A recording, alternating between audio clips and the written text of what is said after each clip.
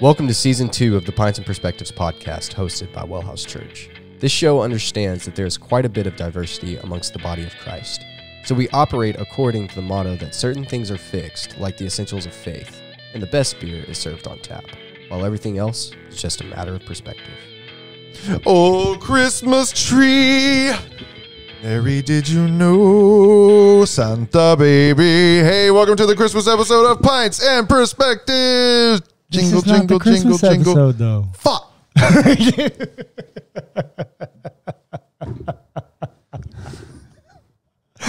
This is the one before the Christmas episode. Boy, you better clip that and put it on the other.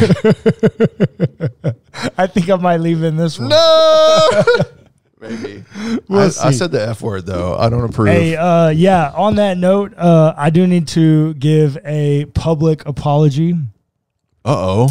Did you get reprimanded for something? I did not get reprimanded, but one of our faithful parishioners and board members pointed out that one of my rules is I don't say GD on the podcast. Ooh. And on the December 2nd episode of this podcast, I let one slip. It made it past in editing too. I don't know how, but it did. So public apology for letting the GD slip. That's it. You're fired. Bring back Clayton. Man, what a great start. Oh, what a fantastic start. Hey, it's a little bit of a, uncomfortable start to the episode, and that's okay because on this episode of Pints and Perspectives, we would like to look backwards at the year that was 2022. We also learned that these buttons do nothing. No, they do. There was just not a volume. The volume was turned down. They absolutely do. Oh my gosh. Yeah. So, but we're done with the Purgatory Paradise and PPP loans. We're done. We've exhausted it. I mean, I could do a conclusory episode. Nobody wants a dead horse beaten. Well, it's just that if I conclude it, I'm just telling you what I believe again, which is not what anybody needs anymore. No one cares. That was more than enough for we people. Care. Well, yeah, but that was more than enough for people to have all the pieces to put their own faith together. Yeah, I mean, I feel like I believe in hell now. That was the point, right? No, not at all. Eternal damnation, conscious torment. I mean, I believe in hell. But Okay, I don't think anyways. So, look, we got 2 more episodes for the 2022. And so we were batting around some ideas, and we decided, look, let's do an episode where we look back at some of the most meaningful or impactful moments over the past year, and then respond to them theologically. Hopefully, Cullen has something to say there. I got it. I got it. We'll see if I got it. But first, let's drink some beer. Amen. Which both beers are from the same place. Tell yes, them. Both are from New Belgium Brewing. We've had lots of New Belgium Brewing. It's from Colorado. Actually, and I just saw on this can, I don't know if yours says it, and Asheville, North Carolina. Fort Collins and Asheville? Yeah. Yeah, how do they do brewed and canned? I don't know. Cool. Yeah, no idea. North Carolina. But I have their Atomic Pumpkin, which they say is a spicy release, and it says it's the Voodoo Ranger. What? Well, I guess yours says Voodoo Ranger. They're too, both Voodoo and Rangers. It's the Voodoo Ranger, but it's not the Voodoo Ranger IPA, but it's the same character on all of these. What's going on here? Mine looks like Indiana Jones. Oh, it's called Hop Raider. Yeah, yours is called Hop Raider IPA. Mine's a pumpkin ale of some kind, cinnamon and chilies. Ooh. So I hope it's good. If you were with us through November, you watched us drink several pumpkin beers, of which we were not impressed. Not a one. Well, and that I remember. Also, to be fair, we didn't have the Pumpkinator. Oh, yes, that is to be fair. Which is like the epitome of them. But yeah, so I'm drinking that one, and Adam has some IPA version. I got a Hop Raider. It is a Voodoo Ranger Hop Raider IPA. It looks like a single hop IPA, maybe. I don't know. It just there are literally no details on this can other than it is an India Pale Ale. So cool. Cheers. Should be good. Cheers.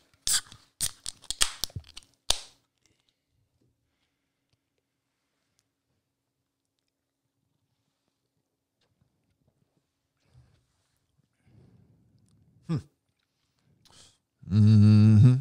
Remember that? You remember that pumpkin beer that I drank? No. In November when and I said it had no body. It tasted like water and it was gluten free. Oh yeah. Gluten free pumpkin beer. Is that what this tastes like? Is this worse? It's not worse. It's just peppery gluten free pumpkin beer. So it does have spice to it. It does have some spice to it. You can definitely taste the pepper in it. But it is. The look on your face is one of disgust. Are you aware? I am aware.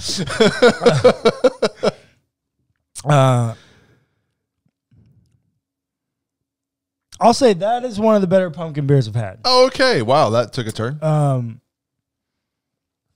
do like the chili in it. Interesting.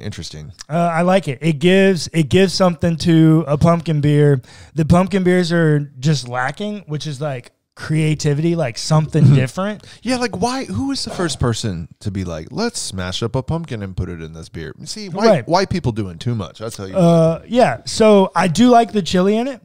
I think I'm just learning. I'm really not a fan of pumpkin beers. Amen. But cool can art. I think I'm in like 6.6. Oh, the chili is pretty fire. Wow. So how much? So if without the chili, what would its rating be? Like what's the chili giving them? 5.4. Oh man. Okay, 1.2 just on the chili. Well, it's the creativity. Like it's the doing something different. I like it's being it's not being like everybody. This is the most basic IPA I've ever had. It's good. It tastes like a great IPA. So it's thoughts concluded. Yeah. Totality of thoughts. I mean, it's well balanced. The hops are. Is it West Coast? I guess it tastes a little traditional. West Coasty. Okay. Yeah, I don't think so. I don't know. No, not really. Just plain Jane. It's just an IPA. Okay. And so I'm gonna give it a 5, right in the middle of the road. Yeah, not bad. Real good. Yep. That is all. Okay.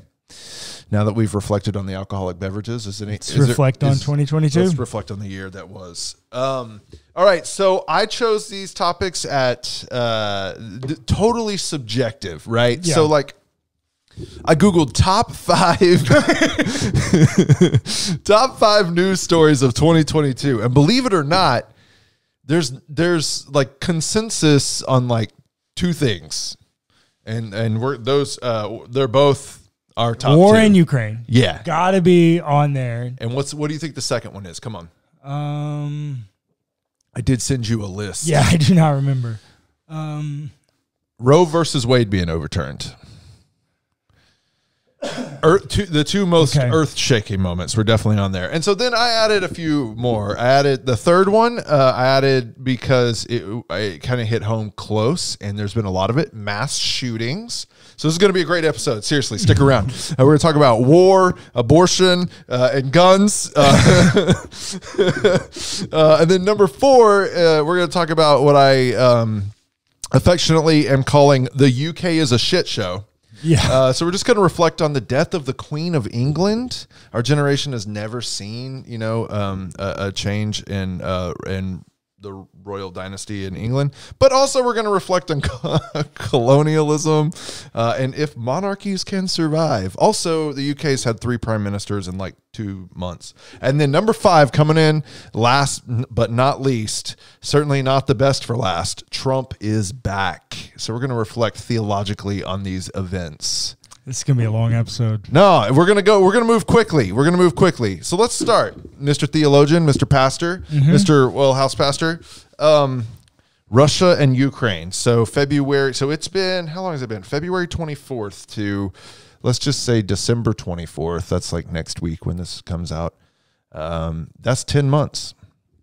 Thoughts on war? Thoughts on Ukraine? Thoughts on Russia? A Christian nation. Russia? They're Russian Orthodox. The Russian Orthodox Church and the Russian government, which is Vladimir Putin, work hand in hand. Christianity for the win. No. Ukraine for the win. Also, mainly Christians. Well, that's different. They're standing up to an oppressor. They didn't ask for this fight, and they are triumphing. I mean, they're kicking butt. They haven't won any. Well, but everybody when this war started said Russia should have wiped the floor. This should have been done in 2 weeks, and they should have been headed to the next one. They were trying to get to reunite the Soviet Union. Right. That didn't work. How many months has it been? 10 months. Go Ukraine. Yeah, and now you know American defense spending to assist Ukraine. Should not be overlooked here. Yeah. Ukraine may have really been shut down had America not stepped in. And most of Europe, for that matter. Yep. Most of Europe. And NATO countries. You know, you have Russia getting help from China and Afghanistan. And Iran. Drones from Iran. It has all the makings to be another world war. That's scary. So you asked me about war. I'm not a proponent of just war theory. Okay. So you don't. So that is not what's happening with Ukraine. They're not. Oh no. That's not just war. No, I would. If you're going to have just war, Ukraine is the only person in conflict right now that meets the category of just war. So you do believe in just war? No, I don't. Okay. I think that I don't believe in just war. I don't think war is ever justified. I don't think violence is ever justified. However, I don't think anyone is required to just let someone abuse them. Yeah. Like you have permission to fight back. Defend yourself. Yeah. And I think, so if you're asking a macro war question, we should also maybe ask how this like impacts like personal life, right? I mean, however you want to reflect. Average person. So like for me, I have had a license to carry a handgun since I was 21 years old. Yeah, me too. Well, I was 25, but we don't need them anymore because Texas has decided that they're not necessary. Well, but you're going somewhere with this. You should hold it just out of principle. It's in my pocket. My pocket. Well, anyways, we could talk more about that. We're going to get to guns. We're going to get to guns. So we'll talk about my thoughts on guns. But for me, I rarely ever carry. Yeah, I never do. I rarely ever carry. And the only time I ever do is when I have my children. Yeah, there's like this self-defense thing. Well, and for me, it's a personal thing that if I'm by myself, even if I go into those same places where I would put my gun on if I have my children, I don't put it on when I go in by myself. And that's a personal conviction that I have that says, hey, my life is not more valuable than that person's. And if by some chance there is any hope for redemption, I'm not going to take that person's opportunity for it away by killing them. I hear you. Because they try to harm me. Yeah. Personally, when I'm not being impacted. I'm a pacifist. Pacifist, and I'm firmly against using a weapon, except when it comes to my children. Like I'm in the same boat. I would love to say that like there's no justification for violence. But man, I got 2 kids, and I just like, the truth is I probably will kill you if you try to hurt my kids. That's right. I mean, maybe not.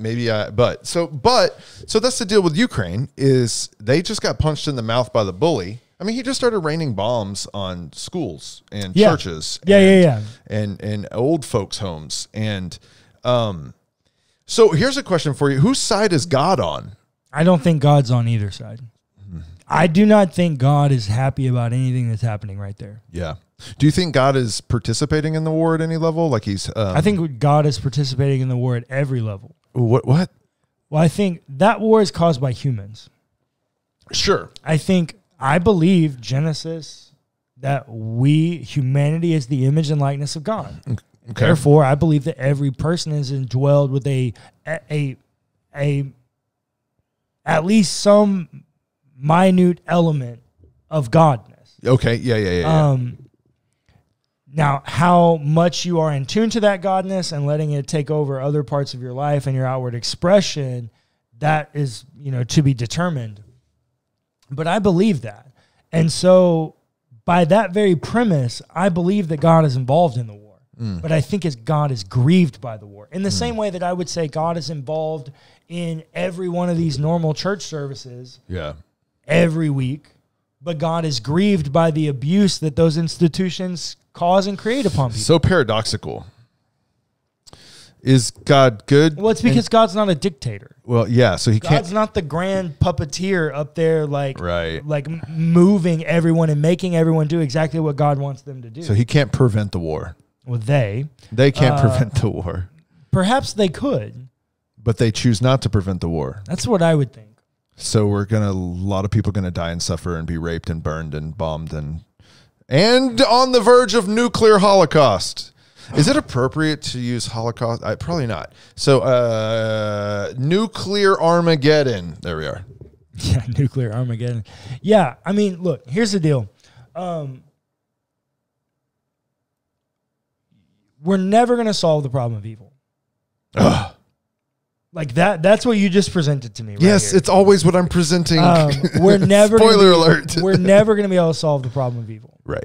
Not until dead people can write books or all of this is solved once and for all. We're never going to be able to solve the problem of evil. And so you always have evil. Mm-hmm. You will always have evil. And if you really want a conquering of evil, then that's what the Jesus story gives you. Oh my gosh, he said walk down the middle aisle. Okay, moving on. Number 2 on our list is the Dobbs ruling, the overturning of Roe versus Wade. We are going to step into some tricky waters here. As I look, man, I might not necessarily believe in some divine being that's created and behind everything, but I do still consider myself a Christian, and most things I'm pretty liberal on. Most things I'm extremely progressive on. Abortion is one of these topics that I find I deeply wrestle within myself on what I think theologically about it. But as you may know, this summer, the Supreme Court overturned Roe versus Wade, and it had a lot to do with their interpretation of the 14th Amendment. And it was only made possible because Mitch McConnell would not give Obama his Supreme Court seat when Antonin Scalia died. And so he held open that seat until Trump came into office, and that's why Trump got 3 appointees: Gorsuch, Kavanaugh, and Amy Coney Barrett. And so the court is stacked 6-3 conservative to 3 liberals. And every one of those conservatives was gunning for Roe versus Wade. It is the rallying cry of evangelical Christianity in America. And there's tons of documentaries on every platform now that you can go watch to see how abortion became the centralized issue for this population, this demographic, evangelical Christians. I used to stand outside of Planned Parenthood in downtown Texas and pray for downtown Texas, downtown Houston, me and all right, New Belgium operator. I used to pray for the ending of abortion. I used to be one of those people because I believe that it was critical to my Christian faith. Now, okay, pause. So go ahead. I know we're going to go somewhere. Okay. But why do you wrestle with abortion today? Yeah, so let's talk about it like that. Okay, look, so here's the deal. I think that I still identify as a Christian because I think the way of Jesus is very compelling to me. And the idea that all humanity shares in common this maybe we are created, but this like commonality, like the human species is something different and something special.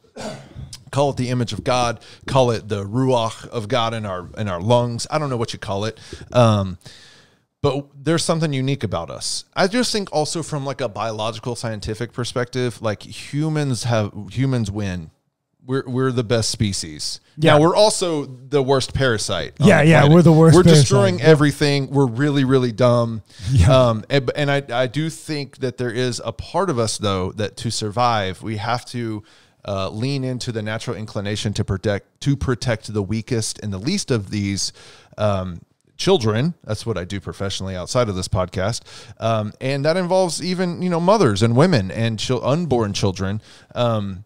Because like our species is special. And maybe I think that just solely because I am a member of the group. Maybe I think humans are special just because I am a human. Whatever. So I find the concept of harming and ending human life very problematic. So the pushback might be, sorry, now I'm on a soapbox. So the pushback might be, well, that's, how do you define life? When do you define life? And look, I'm kind of in the camp that just biologically speaking, when the egg is fertilized, at least the life process has definitely begun. And to end that would be to end the process, which is life. So I knew you were going to say that. And the reason I asked you that question is because you were talking about this being the lifeblood of evangelical movement. Yeah. That same truth exists for capital punishment, of which they all agree to. Ooh, I like the swerve you took. That's true. I see again. Okay, good point. I am firmly against the death penalty. Oh, me too. So it's kind of hard for me to be pro-abortion because I don't like. I actually don't think it's that hard. Okay, go ahead. So yeah, go ahead. I do only vote for candidates who support a woman's right to choose, and I have a reason for that. But go ahead. So I also only vote for candidates that support a woman's right to choose, and I also have a reason for doing so. Theologically speaking, is abortion sin? I don't know. Okay. Is it harm? Okay, this is me personally. Okay, yes. Yeah, you go. I say that abortion is sin. Okay. I do, and strictly because I think sin is anything that leads to death. Yeah, right. There's an episode on this. Which, yes. Yeah. This is that. Yeah, it is ending the life process. However, yeah. I also think there are times of which you currently work in a field doing work, which would be truth of this, that forcing a child to be born is also leading to an experience of death. And harm and abuse and potentially all sorts of... And here's why I choose to vote for candidates who support a woman's right to choose is because me, a privileged white male, is not the person that gets to make that decision. Yeah, so that's me too. So my deal is, look, if you're a woman watching this, I think there are only two people who should be involved in making the decision over whether or not a pregnancy is terminated. And that would be the human being who is pregnant, the person who is the vessel of the biological process. And the divine being? No, and the other being, the other person that's inside the person. Then there needs to at least be three. Now, hold on, wait. There's only, okay, we'll get to your point, but to my point, if I don't believe in some divine being, everybody believes in a divine being. Okay, fine. There's only two human beings involved. The one that's a zygote, that's in process, this very standardized biological process, and the woman who is facilitating that biological process. In my mind, those are the only two human beings on the planet who should have a say in this process, and one of them does not have a brain yet. So who gets to decide? I think it should be her choice. Yeah. Not the government. I agree. It should not be the government's choice. And really, if we're going to be very honest here, overturning Roe v. Wade, all it said was that abortion was not federally protected. Correct. It goes back to the states. Yeah, and we live in one that sucks. Yeah, we happen to be real riled up about this because we live in Texas.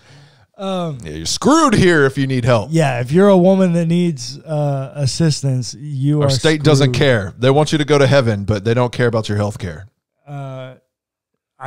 I'm kind of suspect about whether or not they want them to go to heaven. Exactly. If I'm being honest. Exactly. But probably need to go to the next thing. All right, next topic, because it's going to be a long one, but I like the vibe. Let's talk about mass shootings. All right, so the idea is to look back over. I guess I could have picked good things. I only picked bad things. That's you, though. That's you.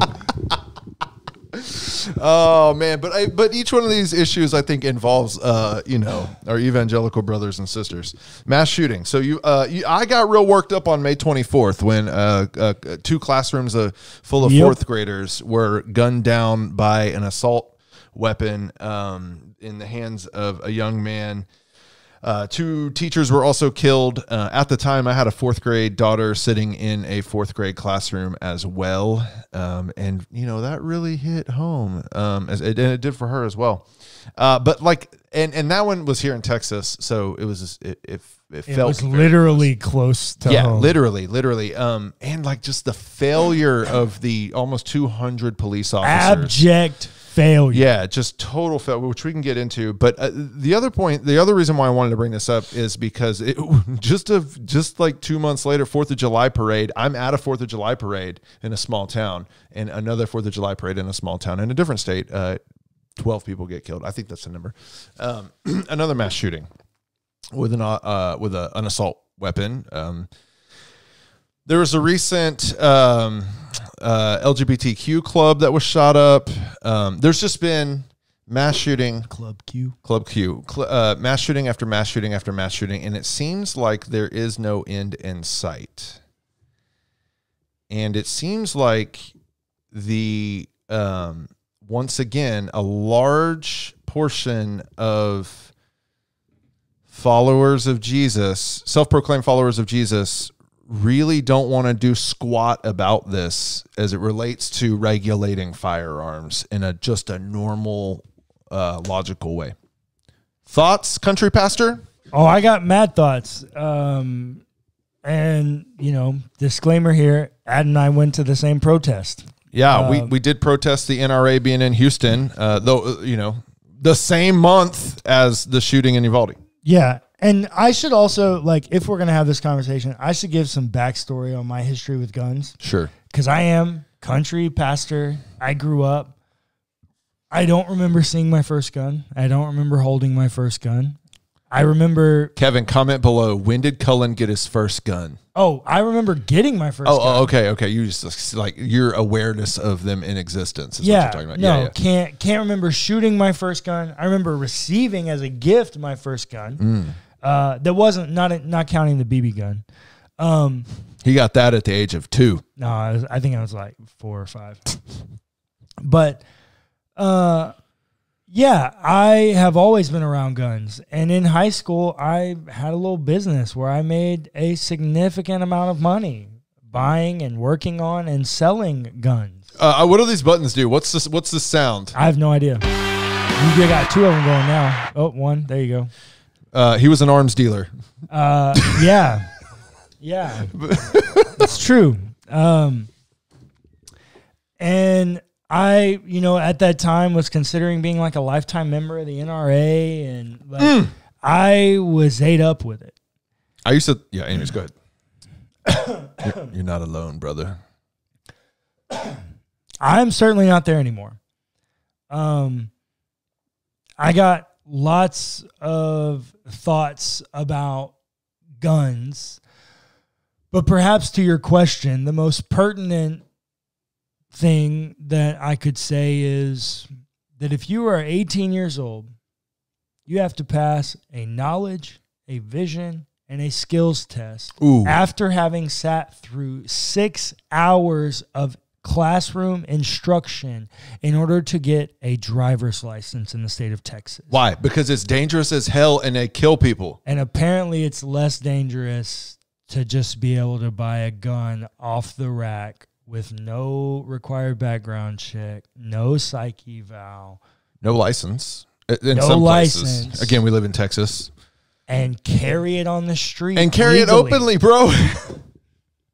And just walk around with it. That's the dumbest shit I have ever heard in my life. This is the deal. I'm pretty anti-gun. It's kind of been a soapbox of mine for a while. I'm of the generation that remembers Columbine. Yeah. School shootings have been a reality of my life my entire life.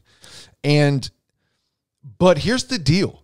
I also think the Constitution's real important. And I think the Second Amendment, I think it made sense when it was written. I don't think it makes a lick of sense today But guess what? It's in there. So I guess some folks got a right to bear arms. But I don't think that means all y'all. And I'm with you. I'm not saying take away guns. I'm saying let's make sure that you have a license. Let's make sure that you can pass a background check. Let's make sure that you're not actively stalking your ex-wife. Let's make sure that you don't have an addiction problem. Let's make sure you don't have a criminal background. Let's just do a little bit of due diligence before we hand you something so powerful that you can massacre a classroom of 19 children. Yeah, well, and I got an addition to that. I think there should be tiers of gun ownership. Yeah. So, for example, this already exists. You, as an American, as a Texan, have the right to own fully automatic weapons and weapons that have suppression, that they become more quiet. You know why the average person doesn't have that? Because there's paperwork, there's government regulation, right? There's involvement required, right? I believe that there should be standards. If you have, I don't believe anybody should own a handgun. I think if you want to own a handgun, you should have to go and take one of the CHL classes that we own. Like, I had to take a class. And so that's why I still keep my CHL. Right. Because I took that class. I had to pass a knowledge test and a about the laws and a skills test. Yep. So I keep that. So I think anyone that wants to own a long rifle, I think that's what the Constitution says, is that any person should be able to own a long rifle or a shotgun. You can have a 30-06 with 5 rounds. They should have a magazine capacity. Right. You can own the AR platform because assault rifle platforms are nothing more than semi-automatic. They are the same thing that you can get in any buttstock style rifle with a scope on it that you want. Right. The semi-automatic feature is not the problem. Right. It's the magazine capacity. Yep. It's how many rounds you have that you can fire off repeatedly in a fast time without having to change magazines.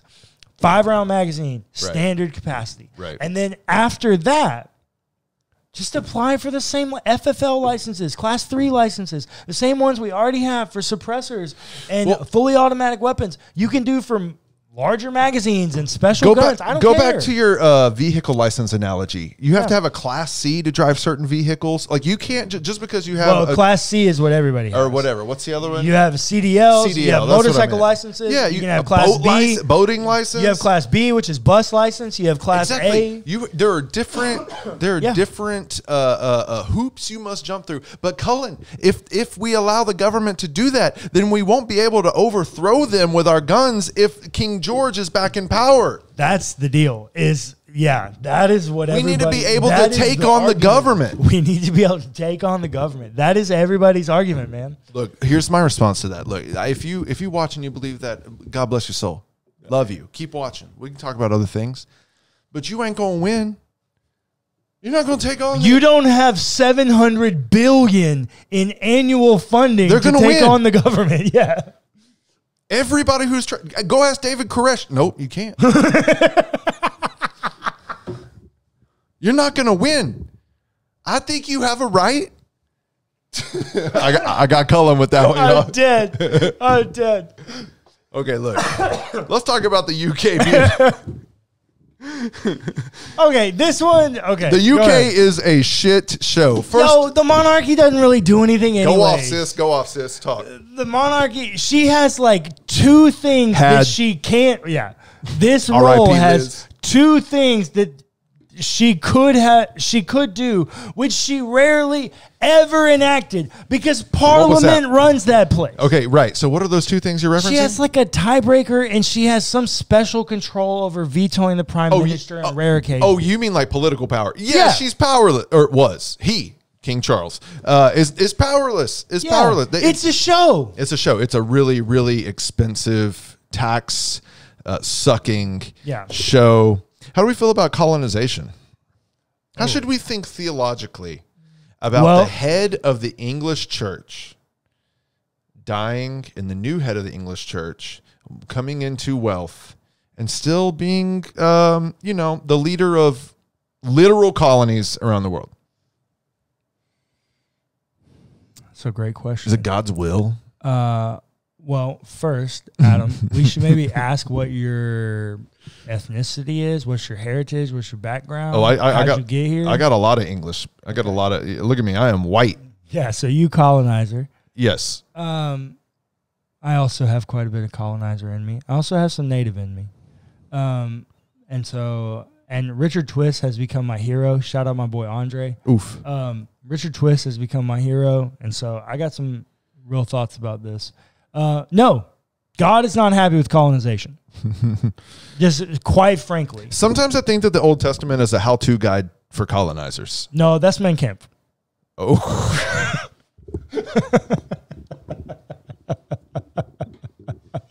I flipped through it. It is literally a how-to guide. Well, there are multiple texts.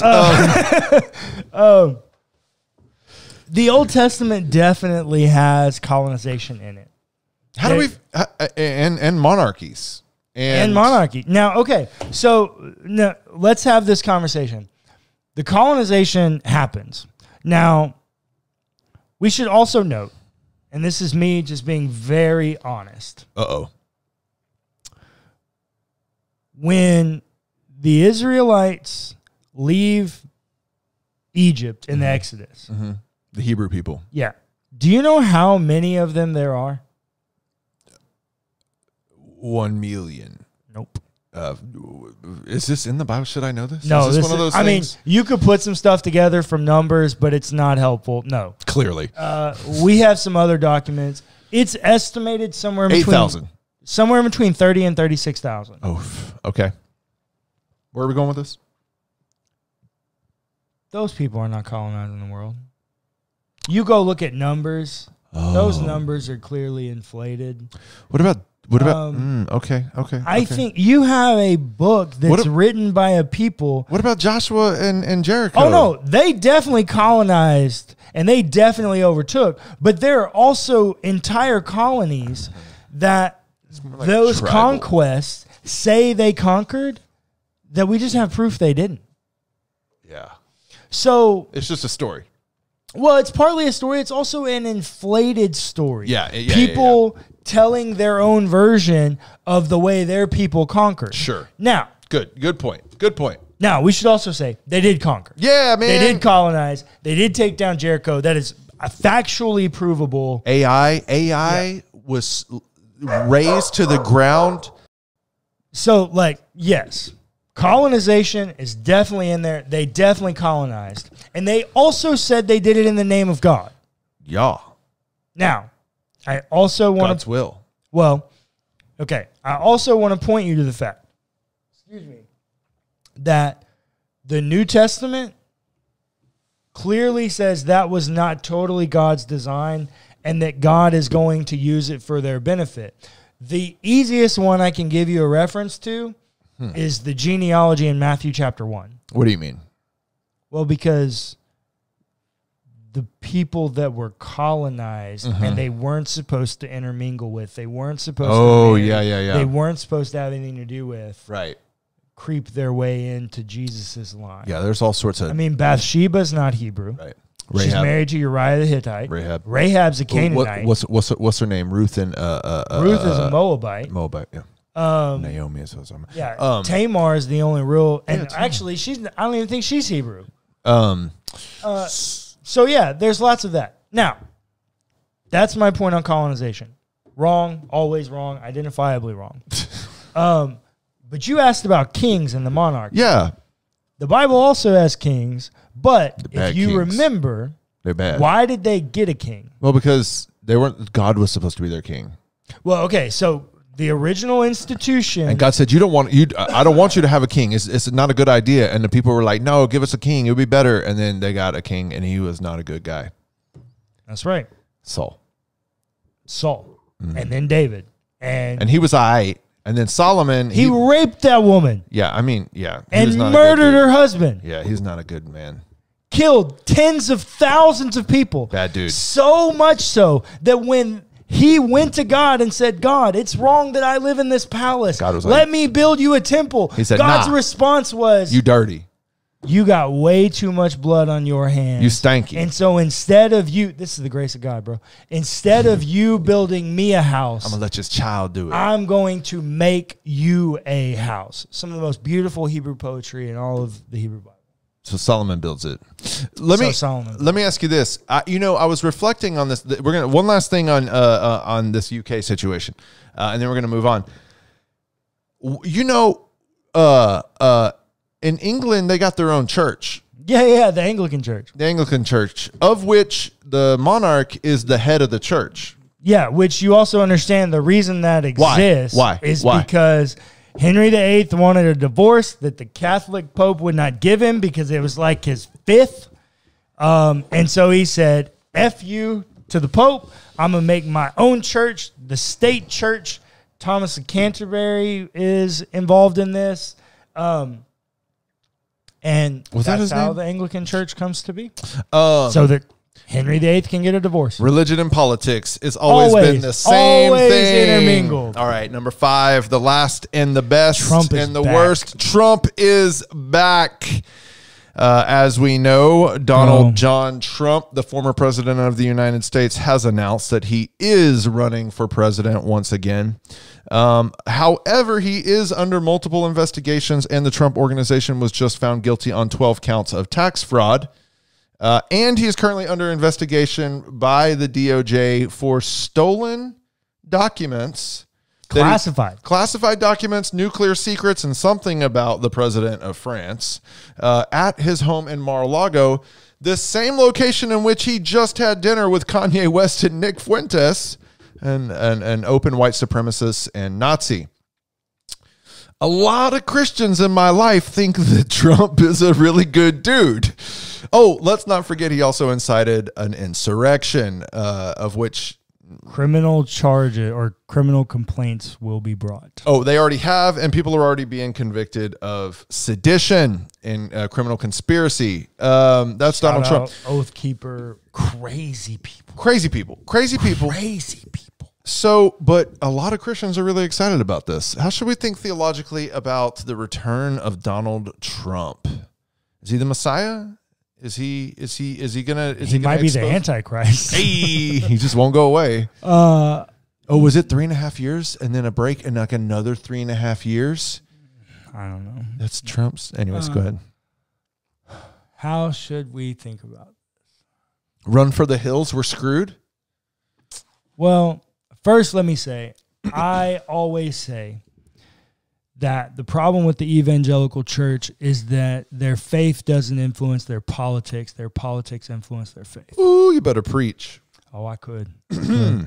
I do believe that is the problem. And some of our own WellHouse congregants have challenged me on this and said, I didn't vote for Donald Trump because I thought it's what God wanted me to do. Ooh. I voted because I was selfish and I thought it's what's best for me. That is the main answer. I just don't vote like that. Maybe that's the problem. I should just vote for myself. Well, if you did, you'd vote Republican. Yeah. But now, you know what? I'm also not saying that I don't because of Jesus. That's my argument. I don't because of Jesus. I don't think. Look, I don't think Biden's a good answer. I don't. No one thinks Biden is a good. Biden doesn't think Biden is a good answer, but he's what we got. And you know what? He has successfully beat Donald Trump. And he has passed. We should also say that Republicans are split on whether or not they want to support Donald Trump right now. Yeah, they're eating Donald's themselves. not looking good. Every candidate that Donald endorsed through the midterms lost. Yeah, well, except for one. Yeah, I think there was like one. But it was like a lock. Yeah, exactly. All the contentious races that Donald gave a vote of confidence for lost. Yeah. People are over Trumpism. But he is the leader. He's the leading candidate. Now, there's your boy Ron DeSantis in the wings, but listen to me very nicely. That's going to be worse. He's worse than Trump. Yeah, well, he has, yeah. He's literally trafficking human beings from the Texas border to Martha's Vineyard in the Northeast. He's putting them on Ron DeSantis is using Florida funding to put immigrants, refugees on buses and busing them across the country. He also signed the Don't Say Gay bill, and he is also pressing trans children, just like Greg Abbott is trying to take trans children away from their parents. So is Ron DeSantis. He's no better. In my personal, humble, very liberal opinion. He's going to be the candidate. Yeah. He will be the candidate, and that is when we will really see if Trumpism is dead. Ooh. Because he's Trumpism on steroids. If maybe it's just MAGA-ism. What would it be? I think it's just Republican politics at this point. It's not, though. It's not, though, because we'll see who they vote for. Well, what you're seeing is that even some people in Republican leadership are not okay with this anymore. Yeah, we'll see. I mean, we might point to what's her name, Liz Chaney. Yeah. She is over Trumpism. She's getting death threats. Well, and you know what? She's not alone. You heard it here, folks. What we need in this world is more Liz Cheneys. We hope you've we hope you've had a good 2020. It's because her last name is spelled different. Got you. She's E-N-E-Y. No relation. I was like, no, that is not what I said. We hope you've had a great 2022. Maybe you haven't. Maybe we haven't. But we appreciate you sticking with Pints and Perspectives. And the last episode of the year is going to be fire. Thanks for listening to the Pints and Perspectives podcast hosted by WellHouse Church. Be sure to give us a rating and a review if you enjoyed the episode. It's free and it helps us immensely. Also, feel free to check out our other podcasts.